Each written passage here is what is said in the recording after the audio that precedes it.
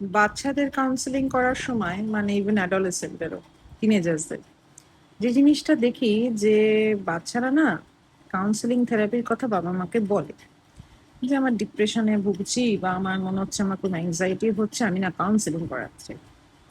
তখন বাবা মা প্রচন্ড খেপে ফেপে গিয়ে বা একটু ইয়ে করে বলে যে তোর আবার কি হয়েছে, আমাকে বল, ডিপ্রেশন অ্যাংজাইটি এসব আবার কি, তুই আমাকে বল, আমার সাথে শেয়ার করে, এসব কাউন্সেলিং ফাউন্সেলিং তো পাগলরা করে।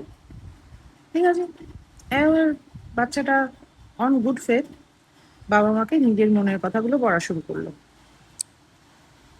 সবকিছু শোনার পর যখন সে সব কথা বলেছে, তার বন্ধুজনিত বা তার কোনো কিছু, পড়াশোনা, টিচার, অন্য কিছু বলেছে, তারপরেই একটা সলিড 1 ঘন্টার লেকচার কি করা উচিত, কি করা উচিত না, কোনটা ঠিক কোনটা ভুল, এবং কখনো কখনো বাচ্চাটাকে উল্টে দোষ দিয়ে যায় যে তোর জন্যই এটা হচ্ছে।